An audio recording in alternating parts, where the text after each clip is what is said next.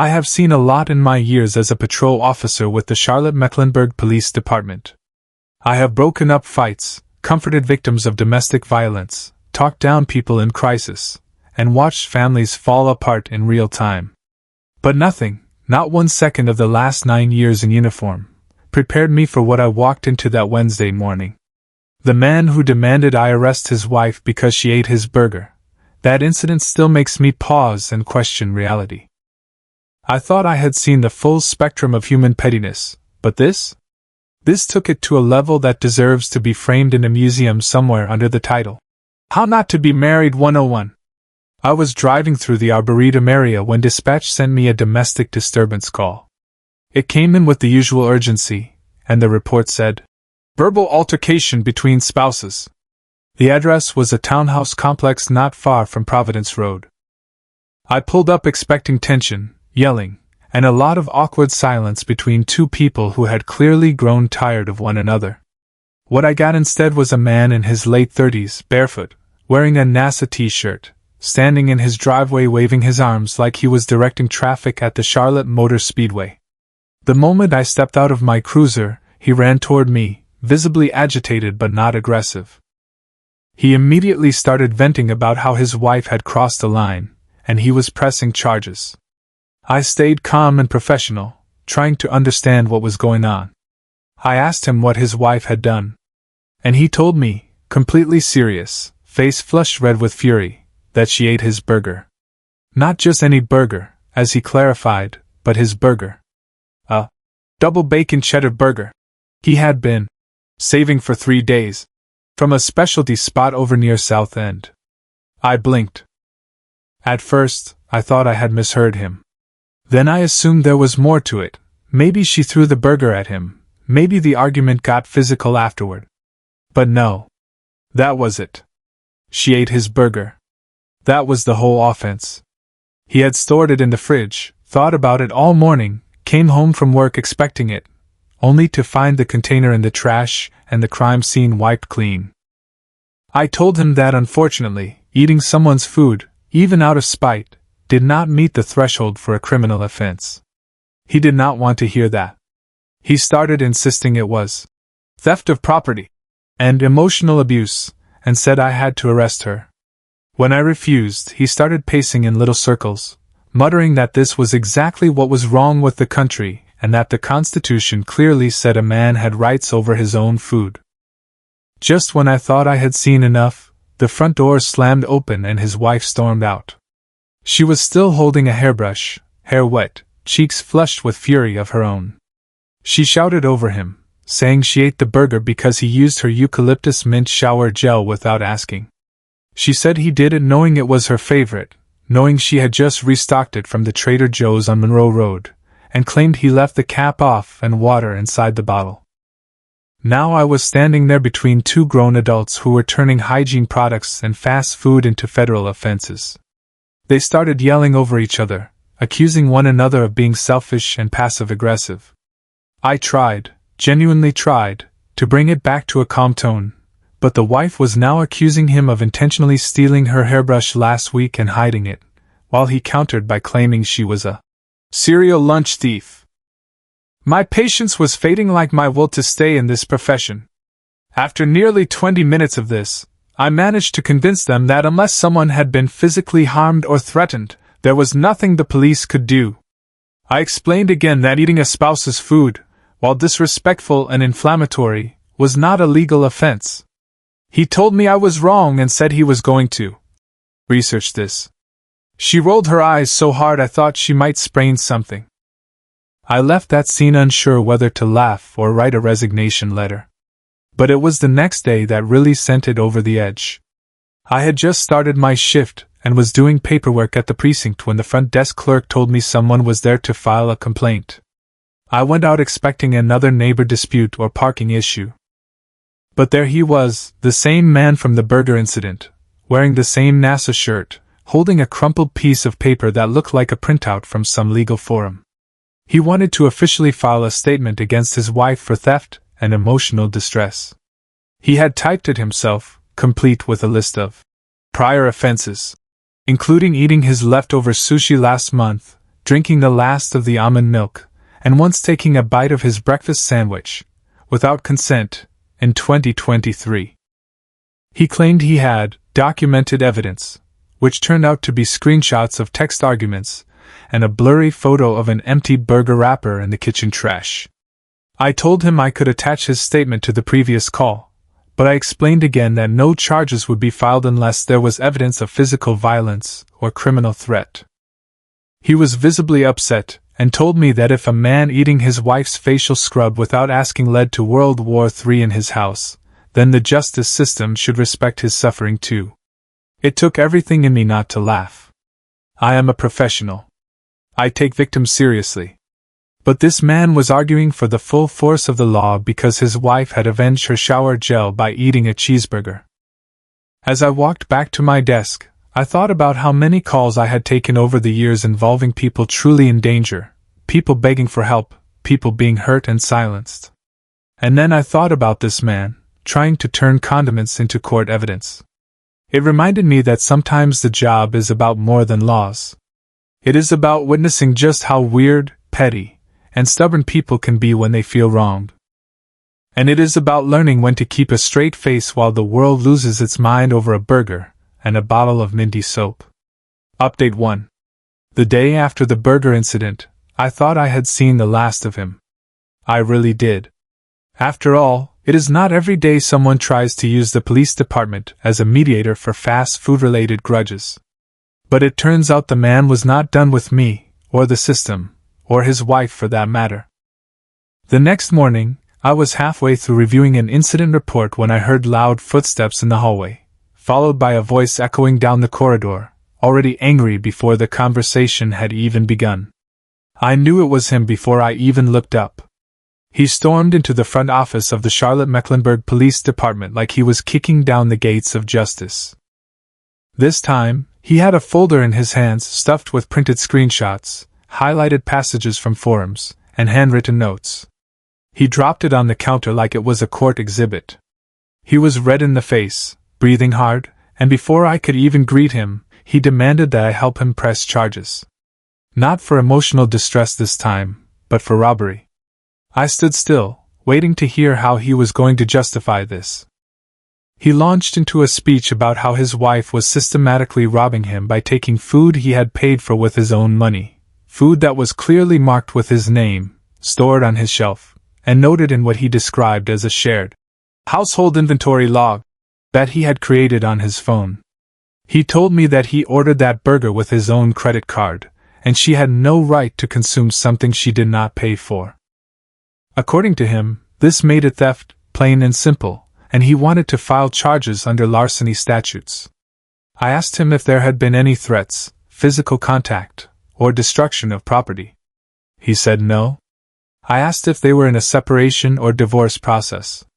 He said no, they were still married.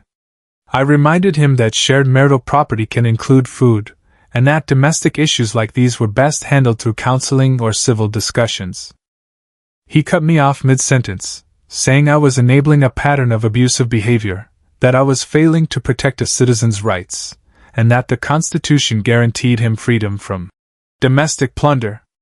I tried to explain to him that the law does not treat a burger in the refrigerator the same way it treats stolen electronics or financial fraud.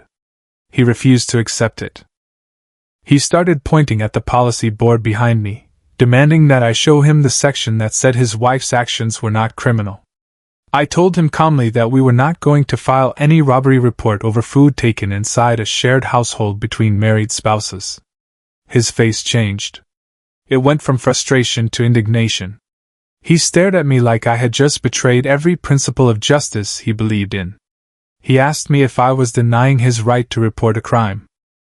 I told him he could write whatever statement he wanted, but that the department would not be investigating a cheeseburger dispute as robbery. That was the last straw for him. He turned, grumbled something under his breath that I am sure was not flattering, and stormed toward the exit. The sound of his boots slamming into the door echoed through the station like a gunshot. He had kicked the bottom of the exit door hard enough to bend the metal frame. The force popped the lock mechanism halfway out of its housing, and the door bounced off the wall, leaving a scuff mark that would stay there until maintenance could repaint it. The receptionist looked at me, eyes wide. I just shrugged. I wrote up the incident, made a note about the property damage, and sent a facilities request to get the door repaired. I did not press any charges of my own. The man was clearly upset, but not dangerous.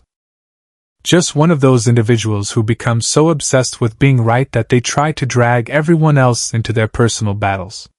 I wish I could say that was the end of it, but I had a feeling he was not finished. Some people walk away. Others walk in circles until they feel heard. And this man? He was going to walk straight into absurdity until someone validated his belief that losing a burger was a criminal act of betrayal. I had handled homicides with less drama. But there I was, standing in uniform, looking at a cracked door and wondering how a cheeseburger had become the foundation for a vendetta. Update 2. By that point, I thought the story had already gone as far as it could go.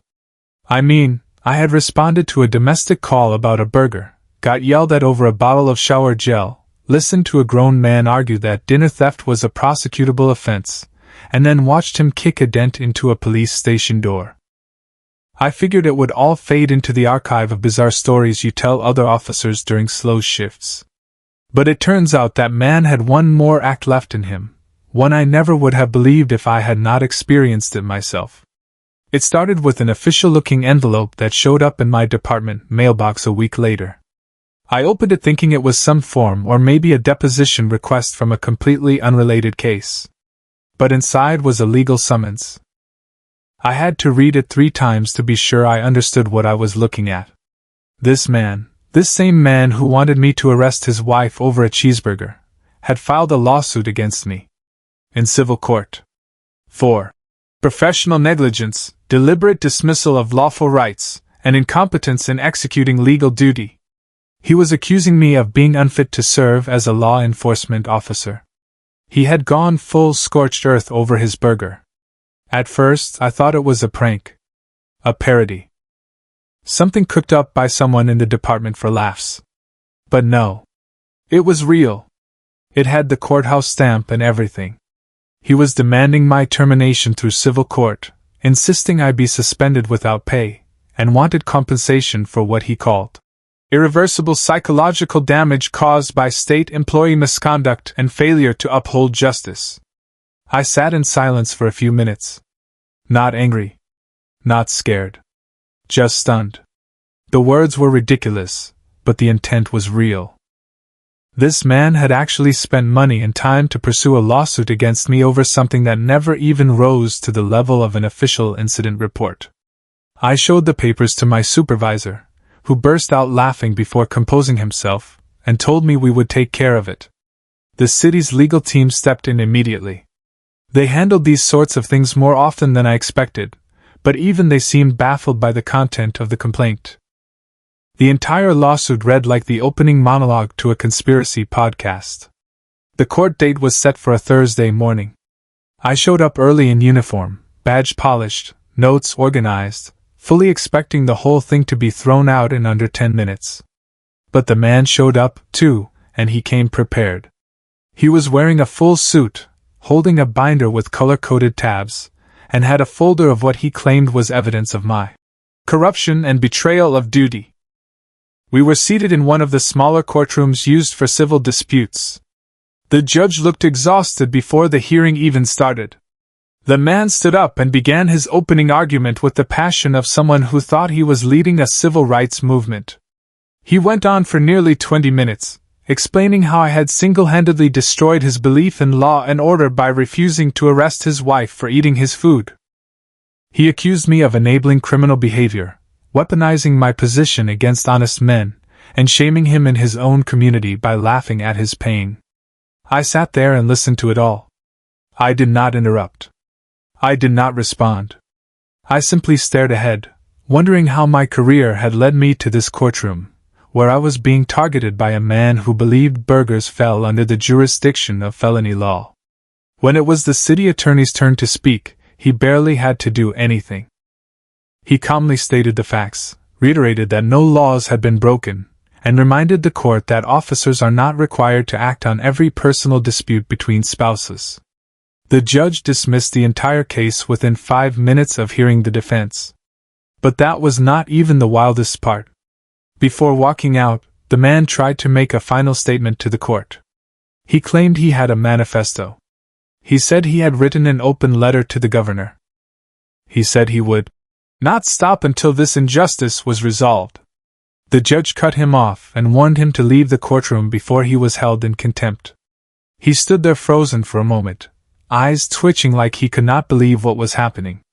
Then he pointed at me and told me I had ruined his life. I walked out of that courtroom with the strangest combination of emotions: relief, disbelief, and the kind of second-hand embarrassment that lingers. I did not say a word to him. There was nothing left to say. I had been sued by a man who thought a cheeseburger was constitutional property, and that my refusal to lock up his wife was grounds for termination. And yet, I had to admire his dedication.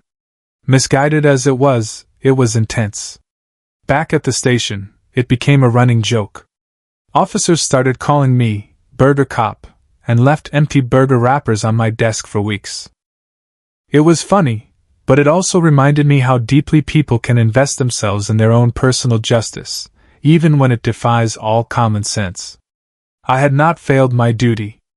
I had done exactly what I was trained to do.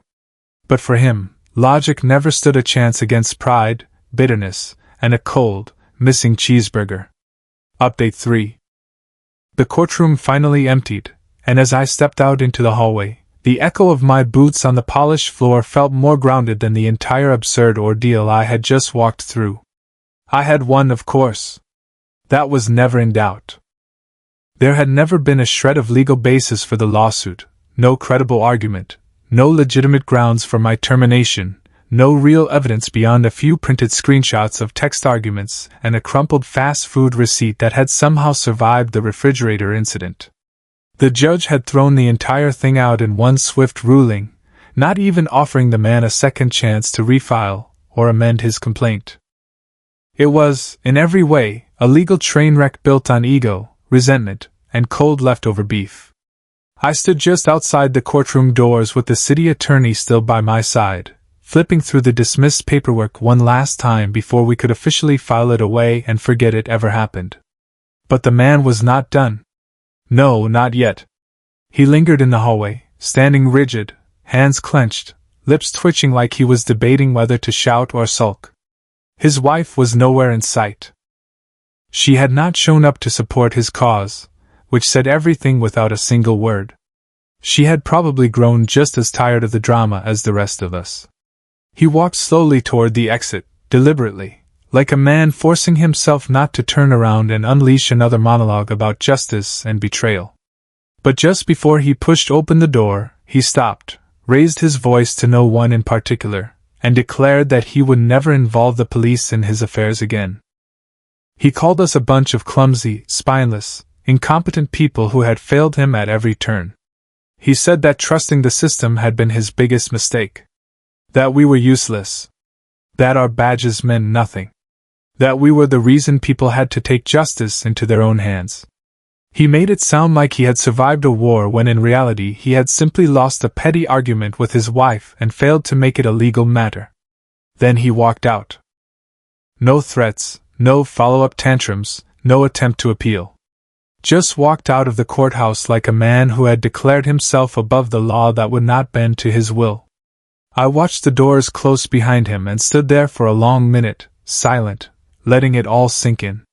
It was not anger that I felt. Not even frustration. What hit me hardest was disbelief. That a man like this, someone who looked so ordinary on the outside, with clean shoes and neatly trimmed facial hair and folders full of color-coded tabs, had built an entire campaign of revenge over a cheeseburger and a bottle of shower gel. That he had taken it so far, pushed it so aggressively, weaponized the legal system with such blind dedication. And for what? To punish his wife for an act of petty retaliation and punish me for doing my job the way I had been trained to do it. I had seen people exaggerate before, seen couples explode over smaller things, seen arguments over who forgot to pick up a child from school or who had scratched a car in a grocery store parking lot. But this was on another level. This was something else entirely. This was ego, pride, delusion, and pettiness all dressed up in legal language and stapled together into a spectacle that wasted time, paper, and the energy of every single person who had to witness it. Back at the department, the story had already made the rounds. My fellow officers were half joking, half horrified. Some laughed about it, others just shook their heads in quiet disbelief. One sergeant told me he had once handled a case where a man tried to sue his neighbor for stealing his sunlight by planting a tree. But even that, as ridiculous as it was, somehow felt more grounded than this. At least the tree had a physical presence. This man's entire case was built on the ghost of a burger and a bruised ego. I submitted the final report, added a note to my own personnel file detailing the incident and its resolution, and moved on. There was nothing left to pursue. No follow-up needed. No second trial. Just a faint paper trail of absurdity sealed in the archives of the Mecklenburg County Courthouse and burned into my memory. But it stayed with me. The fact that people like that really exist. People who weaponize minor inconveniences. People who cannot tolerate the smallest affront without trying to drag the world down with them.